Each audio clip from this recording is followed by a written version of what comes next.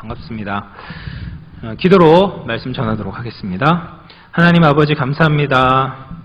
하나님 좋은 날 또 사랑하는 주의 성도들과 함께 주의 말씀을 나눌 수 있도록 인도해 주시니 감사합니다. 말씀 전할 때 복음이 선명하게 드러나게 하시고 주님만 높여지고 저는 가려지는 은혜의 시간 될 수 있도록 인도하여 주시옵소서. 사랑하는 성도들 한 사람 한 사람 붙들어 주시고 하나님의 성령으로 함께하여 주옵소서. 예수님의 이름으로 기도합니다. 아멘. 여러분, 드라마에서 단골로 등장하는 관계가 있습니다. 바로 삼각관계이죠. 예전에 몇 년 전에 그 드라마 응답하라 1988이라는 드라마 혹시 보셨는지 모르겠습니다. 거기 보면 이제 덕선이라는 주인공이 나오거든요. 근데 그 덕선이가 사랑하는 남자가 있죠. 근데 결국 누구랑 결혼을 하게 되는지 그걸 계속 안 알려주고 그것이 이제 그 드라마를 이끌고 가는 메인 줄거리가 되었습니다. 한 여자와 두 남자의 관계 참 흥미진진한데요. 근데 이렇게 드라마에서만 나올 법한 삼각관계가 우리의 신앙에서도 자주 등장하게 되는 것을 보게 됩니다. 예수님께서 우리를 사랑하시는데 우리가 예수님의 손을 잡고 또 동시에 다른 것도 잡고 있는 이런 신앙의 삼각관계가 있다라는 거죠. 근데 이것은 재밌지도 않고 흥미롭지도 않고 반드시 청산해야 하는 관계입니다. 이 삼각관계가 청산되고 주님께 나아갈 때 신앙의 진정한 해피엔딩이 이루어지게 되는 것이죠. 사람은 사랑하는 것을 바라보고 의지하는 것을 바라봅니다. 그리고 인생에 도움을 줄 수 있는 사람을 바라보고요. 어떤 위기를 벗어나게 해줄 수 있는 사람을 바라보게 되어 있습니다. 또 인생의 목표가 되는 분을 바라보죠. 그래서 사업하시는 분들은 자수성가한 뛰어난 사업가, 정주영 회장 같은 그런 분들을 바라보기도 하고요. 자신의 분야에 성공한 업적을 이룬 사람을 바라보며 열심으로 노력합니다. 그런데 이런 바라봄의 대상이 되기 위한 모든 조건을 만족시키시는 한 분이 계십니다. 바로 예수 그리스도이시죠. 예수님께서는 우리를 늘 도와주시고 건지시고 우리의 인생과 신앙의 최종 목표가 되시는 분이시다라는 겁니다. 그래서 예수 그리스도를 바라보는 것은 해도 되고 안 해도 되는 어떤 선택의 문제가 아니라 우리의 신앙과 인생에 있어서 가장 중요한 근본적인 원리가 되는 것이 예수 그리스도를 바라보는 것입니다. 히브리서 12장 2절 말씀을 보면요. 믿음의 주요 또 온전하게 하시는 이인 예수를 바라보자라고 말합니다.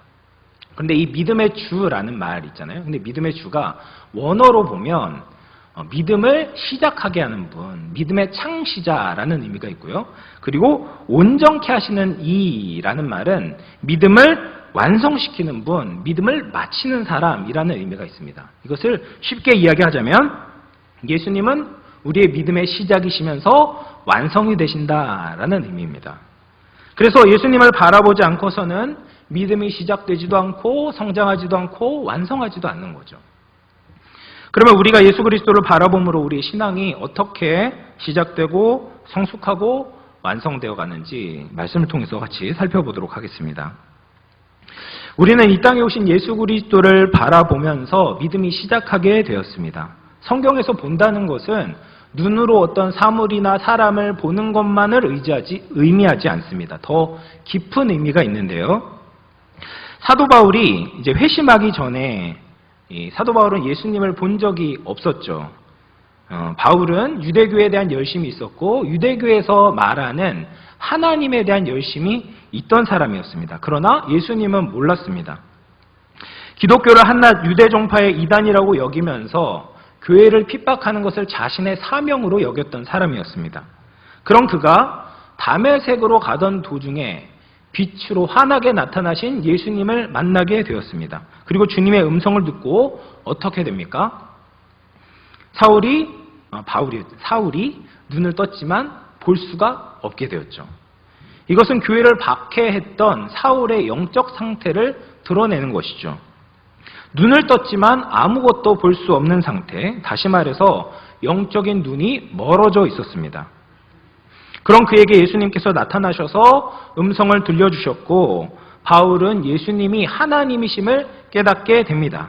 그리고 나서 3일 후에 아나니아가 이제 바울에게 찾아가서 그에게 안수하며 이야기하죠. 예수께서 너로 다시 보게 하시고 성령으로 충만하게 하신다. 이때 바울의 눈에서 비늘 같은 것이 떨어지고 보게 되었습니다. 이처럼 성경에서는 믿음이 생기고 성령을 받게 된 것이 우리의 보는 것과 연관되어 있다라고 설명을 하고 있는 거죠. 예수 그리스도를 처음 볼 때 우리는 믿음이 생기게 됩니다. 우리가 무엇을 보았습니까? 예수님의 십자가를 보았죠. 근데 그 십자가가 과거에 한 인물에게 일어났던 사건 정도가 아니라 옛날의 역사가 아니라 그것이 우리와 연관이 있다는 것을 알게 되고 보게 되는 겁니다. 그 예수 그리스도의 십자가가 바로 나의 죄를 위해서 대속하신 대속의 십자가다라는 것을 깨닫게 되는 거죠. 그뿐 아니라 예수 안에 있는 나를 발견하게 됩니다. 그래서 예수님께서 십자가에 달려 돌아가셨을 때 나도 그와 함께 죽게 되었고, 예수님께서 십자가에서부터 부활해서 살아나게 되셨을 때 나도 살아나게 되었다라는 것을 본 사람들이죠. 그리고 그리스도 안에 있는 자신을 볼 때 이전에 내가 아니게 됩니다. 죄에서 자유케 된 하나님의 백성이다, 하나님의 자녀다라는 것을 깨닫게 되는 것이죠. 이것을 보았을 때 우리의 믿음이 시작하게 되었습니다. 주 안에 사랑하는 영암교회 성도 여러분도 이것을 보셨죠? 네, 눈이 열려지셨죠? 이것이 은혜입니다. 이것을 본 것은 내가 한 것이 아니라 우리 주님께서 보여주신 겁니다. 사울에게 예수님께서 나타나신 것처럼 만삭되지 못하여 난자 같은 부족한 우리에게도 예수님께서 보여주신 것입니다. 이것으로 인해서 감사할 수 있는 우리 모두가 되기를 바랍니다.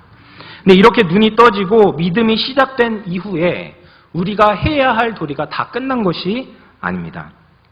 우리는 우리의 믿음이 자라기 위해서 해야 할 것이 있습니다. 그것은 바로 예수님을 바라보는 거죠. 우리의 눈을 열어주셔서 보게 되었다면 다음에 할 일은 우리의 시선을 예수님께 고정시키는 겁니다. 그래서 이 본문을 영어 성경으로 보면 Fix our eyes on Jesus. 그러니까 고정시키는 거예요. 마치 어디에 핀을 딱 박아서, 못을 딱 박아서 거기서 떨어지지 않게 고정시키는 것. 예수님께 우리의 시선을 그렇게 딱 고정시켜야 된다라고 이야기해요. 눈은 폼으로 달고 다니는 것이 아니다 라고 하죠. 우리 영적인 눈도 마찬가지입니다. 눈을 떴으면, 예수님께서 우리의 눈을 열어주셨으면 봐야 될 것을 봐야 합니다. 그것이 바로 예수 그리스도인 거죠. 그럴 때 우리의 믿음이 자라나게 됩니다. 예수님을 보지 않으면요, 우리의 신앙의 길을 잃어버립니다. 우리가 추구해야 하는 그분을 보지 않을 때 내가 어떤 길로 가고 있는지 확인하지 못합니다. 우리가 63빌딩을 가고 싶다라고 생각해 보십시오. 그러면 63빌딩을 보면 됩니다. 63빌딩을 보면 돼요. 뭐 내비게이션으로 많이 보지만 63빌딩을 딱 보고 지금 올림픽대로로 가고 있어요. 그런데 63빌딩 계속 가까워지면 우리가 바르게 잘 가고 있는 거죠. 근데 올림픽대로로 가는데 자꾸 63빌딩이 멀어지게 된다면 지금 내가 반대 방향으로 가고 있구나 라고 알 수가 있는 겁니다. 우리의 신앙도 마찬가지입니다. 우리가 예수 그리스도를 바라보게 될 때 내 신앙의 위치를 알게 되는 거죠. 예수님이 더욱더 선명하게 보여지면요, 여러분 지금 그것은 신앙생활을 잘하고 계시는 거예요. 근데 지금 신앙생활을 하는데 예수님이 흐릿흐릿해 보여요. 잘 안 보여요. 예수님의 음성이 들리지 않는다면 신앙생활이 뭔가 잘못되었다라고 보시면 됩니다. 그러면 우리가 예수님을 어떻게 바라보아야 할까요? 이 본문 문장 안에서는요, 두 개의 전치사가 나오게 됩니다. 헬라어로 하나는 아포라는 건데요. 이것은 아포라는 뜻이 뭐냐면 뭐뭐로부터 떨어뜨려서, 떨어져서라는 뜻이 있어요. 그리고 또 한 가지 전치사는 에이스라는 전치사예요. 이것은 뭐뭐 안으로라는 뜻이 있습니다. 그래서 먼저 우리가 예수님을 바라볼 때 해야 되는 것은 우리의 시선을 어디에서부터 떨어뜨리는 것을 먼저 해야 돼요. 아포, 뭐뭐로부터 떨어뜨려 놔야 된다라는 거예요. 이것이 전제되는 것이 무엇이냐면 우리의 시선을 분산시키는 수많은 것들이 있다라는 겁니다. 63빌딩을 봐야 하는데 그 사이에 우리의 눈을 유혹시키는 것이 너무나도 많이 있다라는 거죠. 그런데 그곳에서 우리의 시선을 떨어뜨리는 과정을 하지 않으면 우리는 예수님을 바라볼 수가 없습니다. 어떤 사람들은 예수님 대신에 세상을 바라보느라 정신이 없습니다. 세상에 우리를 유혹할 만한 것이 얼마나 많이 있습니까? 매년 이제 스마트폰 발표회를 하잖아요. 뭐 삼성도 하고 애플도 하고 하는데 정말 그들이 하는 광고를 보면 와, 이런 첨단 기술이 있다니 눈이 휘둥그레집니다. 근데 그것뿐만 아니라 세상에서는 멋진 차도 있죠. 정말 아름다운 집도 있죠. 그러면서 그 광고를 정말 멋진 배우들이 하면서 이런 것들을 가져야지 성공한 인생이다라는 식으로 우리를 유혹하고 우리에게 그런 것들을 설득하고 갖고 싶게 만드는 겁니다. 뿐만 아니라 우리의 시선을 빼앗는 것은 너무나도 재미가 있습니다. 교회는 세상 문화에 비하면 참 재미가 없죠. 우리 아이들 보면요, 게임을 뭐 공부하라고 하면 1시간 하는 것도 힘들어하는데 게임하라고 하면 뭐 3시간, 4시간 하는 것도 거뜬하게 합니다. 왜냐하면 그만큼 재미있기 때문에 그렇죠. 여러분, 우리가 인터넷 하는 시간 얼마나 많습니까? 요즘 막 유튜브 많이 보시잖아요. 유튜브도 보고 어르신들 또 TV, 드라마 이런 것들에 시선을 두는 시간과 예수님을 생각하는 시간을 한번 비교해 보십시오. 우리가 그런 것들의 시선을 떨어뜨리지 않으면 예수님을 생각할 시간이 없죠. 또 어떤 사람들은 성공을 바라보면서 예수 그리스도를 바라보지 않는 분들도 있습니다. 내가 이루고자 하는 꿈만을 바라보는 거죠. 그러면 믿음을 가질 공간이 없습니다. 믿음이 역사할 만한 여유가 없게 되는 거죠. 근데 정말 그렇게 하면 우리의 인생이 행복할까요? 예수 그리스도 없이 삶을 제대로 살 수 있을까요? 그리고 그것이 정말 우리가 바라볼 만한 것들입니까? 제가 이제 아들이 있습니다. 아들하고 딸이 있는데요. 제 아들이 이제 초등학교 1학년 때 이제 장난감을 사주잖아요. 장난감을 사줬는데 이제 베이블레이드라는 장난감을 제가 하나 사줬습니다. 이것을 옛날 말로 하자면 팽이에요, 팽이. 팽인데 팽이 종류가 엄청나게 많이 있습니다. 그래서 그 팽이 중에서 좀 좋은 거, 제일 좋고 오래 도는 팽이를 이제 아들에게 몇 개를 사주었습니다. 근데 혼자서 못 노니까 저랑 제가 이제 몇 번 놀아준 거죠. 근데 놀아주다 보니까 이게 승부욕이 생기기 시작하는 겁니다. 옛날에 팽이 쳤던 그 실력을 발휘하고 싶은 마음이 막 생기는 겁니다. 그래서 막 아들을 막 이기려고 막 온갖 애를 씁니다. 근데 이제 그 베이블레이드랑 관련해서 검색을 해보니까 이 베이블레이드 전국 대회가 있는 겁니다. 그래서 나 팽이 왕 할 수 있는데 이런 생각이 막 드는 거죠.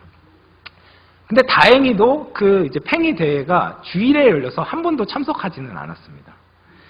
그런데 몇 개월 뒤에 제가 사주었던 팽이보다 훨씬 더 오래 도는 팽이가 나오는 거예요. 당연히 그렇겠죠. 그래야지 애들을 계속 이제 유혹하고 살 수 있게 만드니까. 그러니까 지금 아무리 좋은 팽이를 사줘봤자 몇 개월 뒤면은 그 팽이가 헝것이 되고 다른 새로 나온 신상 팽이에 이제 희생양이 될 수밖에 없는 구조로 만들어져 있는 거죠. 허무하지 않습니까? 네. 여러분은 이제 팽이치기를 하지 않으니까 눈이 떨어져 있으니까 본질을 쉽게 보실 수 있을 겁니다. 이건 그냥 팽이고 아이들 장난감이죠. 그런데 그것을 계속 바라보다 보면 사람이 집착이 생기고 시선을 떼지 못합니다. 그리고 진짜 최고로 좋은 팽이를 갖고 싶어하고 아무짝에도 쓸모없는 팽이 왕이라는 타이틀을 지고 싶게 되는 거죠. 그런데 우리가 세상을 바라보고 있는 모습이 이와 별반 다르지 않다고 생각합니다. 우리의 생명과 영혼과 영혼에 아무런 도움이 되지 않음에도 불구하고 사람들의 소리에 세상의 유혹에 휘둘려서 자꾸 팽이 왕이 되려고 하는 거죠. 우리의 눈을 조금 떼보십시오. 우리의 눈을 떼서 본질을 한번 보려고 해보십시오. 우리가 예수 그리스도가 아닌 다른 것을 바라보는 모습을 신앙적으로 해석한다면 우상을 바라보는 겁니다. 예수님 아닌 다른 것을 바라보는 것은 우상을 바라보는 거예요. 유대 왕들 중에 가장 악한 왕이라고 하면 므낫세를 떠올리실 겁니다. 이 므낫세 왕 때 남유다는 아수르의 속국이나 마찬가지였고 아수르에게 이제 조공을 바쳤습니다. 근데 이 므낫세가 아수르를 방문할 기회가 있었는데 아수르를 가서 깜짝 놀란 겁니다. 그 신전의 위험함, 거대한 신전을 보고 신식 문물들을 보면서 그 시선이 돌아가게 된 거예요. 마음의 감동을 받게 된 겁니다. 이 신전이야말로, 이 우상이야말로 이 아수르가 엄청난 힘을 갖게 되는 원인이었구나 라는 것을 잘못 깨닫게 된 거죠. 그리고 나서 아수르에 있는 우상을 수입해오기 시작합니다. 그래서 성전 안에 1월 성신을 섬기는 제단을 만들고요. 그리고 여러 가지 우상들을 섬깁니다. 그리고 그 므낫세의 악의 절정이 뭐냐면 아세라 목상을 성전 안에 세워두는 거예요. 그러니까 성전 안에 목상을 세워두는 겁니다. 그래서 하나님을 바라보지 못하고 대신 뭘 보게 만듭니까? 아세라 목상을 바라보게 만드는 거예요. 그래서 이 죄를 지어서 결국에는 남유다가 멸망하게 되는 거죠. 우리가 예수 그리스도 대신에 다른 것을 바라보는 것은 성전에 우상을 드리는 것과 마찬가지입니다. 굉장히 심각한 죄인 거죠. 우상을 볼 때 혹하게 됩니다.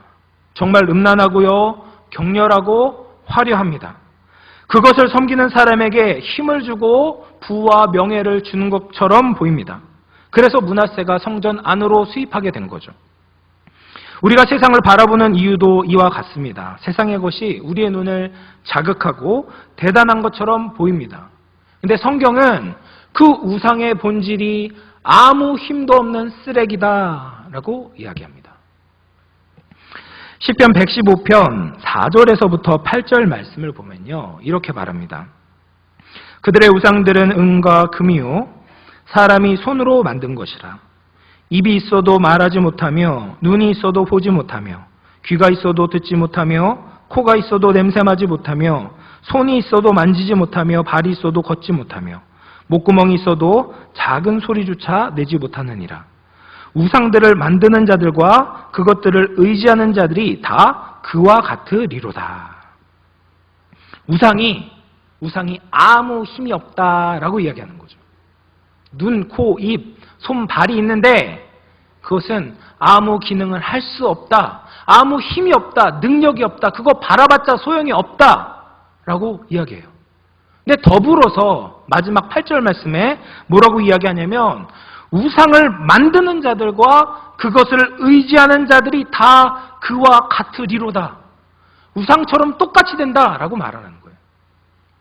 그러니까 우상을 바라보는 자들, 그 자들도 무능하게 된다. 무엇에 대해서요? 하나님을 향해서 무능하게 된다라고 말씀하시는 거예요.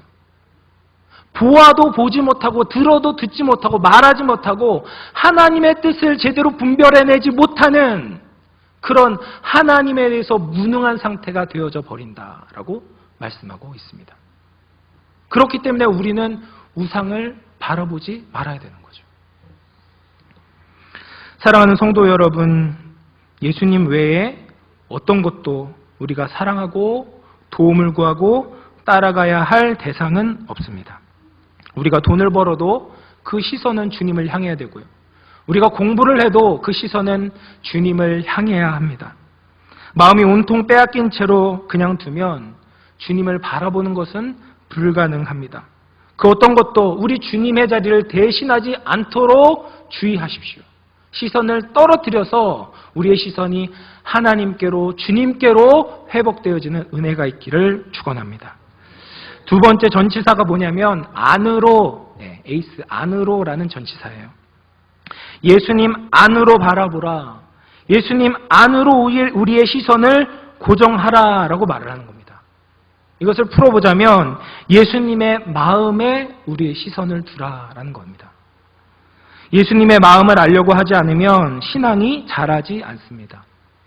신앙이 성숙한다는 것은 결국 예수님의 마음을 알고 예수님의 뜻에 하나가 되는 것입니다. 사람도 부모의 마음을 알아야 어른이 된다라고 하지 않습니까? 사람의 마음을 모르면 그 사람의 행동에 대해서 오해가 생기고 관계가 틀어지게 되죠.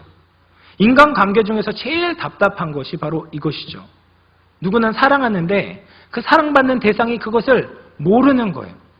내가 사랑해서 이런 이야기도 하고 조언도 해주고 좋은 것을 주려고 하고 인도해 주려고 하는데 그 사람은 내 마음을 몰라주고 오해하는 겁니다. 그러면 관계가 틀어지게 돼요.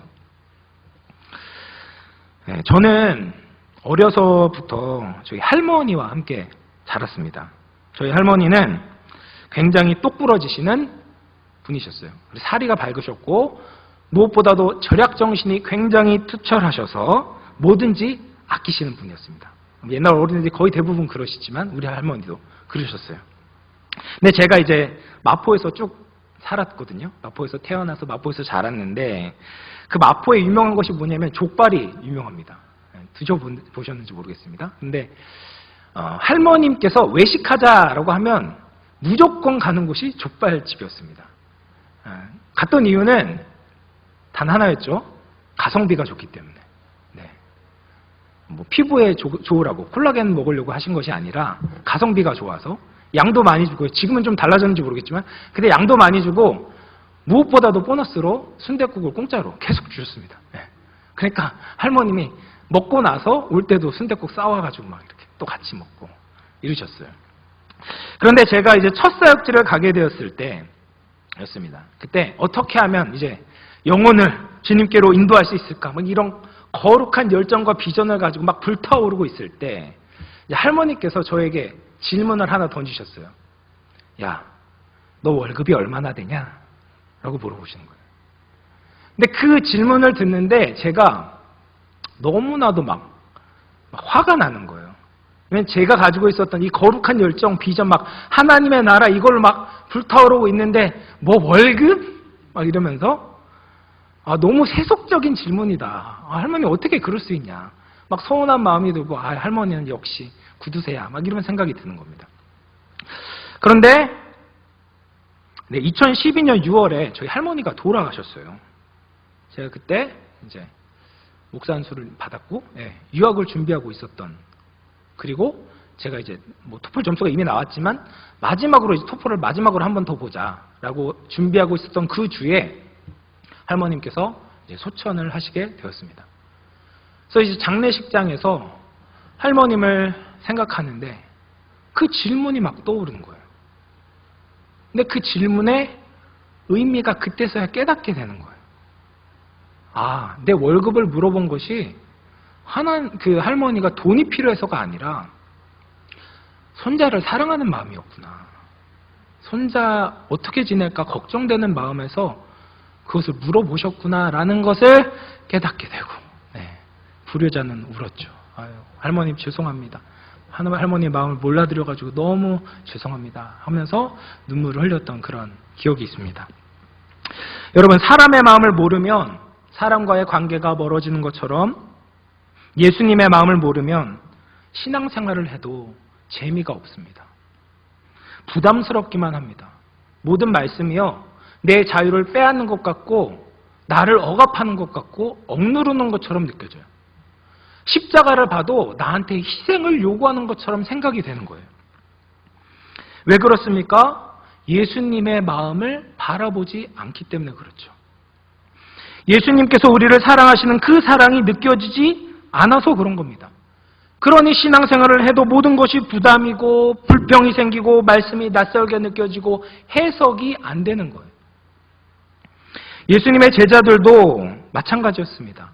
예수님을 따랐지만 예수님의 마음을 몰랐습니다. 그래서 예수님께서 원하시는 것, 예수님의 마음과 하나 되지 못하는 거예요. 예수님이 기뻐하실 때 기뻐하지 못하고요, 예수님이 슬퍼하실 때 슬퍼하지 못하는 겁니다. 결국 예수님의 마음을 몰랐던 제자들은 예수님과 함께 해야 하는 가장 중요한 순간에 예수님과 함께하지 못하는 거예요. 그래서 예수님께서 십자가를 향해 예루살렘에 입성하실 때 제자들은 누가 높은 자리에 앉을까를 가지고 다투었습니다. 또 겟세마네 동산에서 땀방울이 핏방울이 될 정도로 열심으로 기도하고 계셨을 때 제자들은 기도하지 않고 자는 거죠. 그리고 무엇보다도 예수님께서 십자가에 달려 돌아가실 때 제자들은 모두 다 뿔뿔이 흩어졌습니다. 예수님 안으로 시선을 두지 않는 사람들은 이런 제자들과 다르지 않을 것입니다. 예수님의 마음에, 예수님의 의도에 시선을 두지 않는 사람은 결국 자신에게로 돌아가는 거예요. 내 필요, 내 욕구, 내 죄성을 만족시키기 위해서 혈안이 되는 겁니다. 신앙생활을 해도 결국은 자기 중심적으로밖에 하지 못하는 거예요.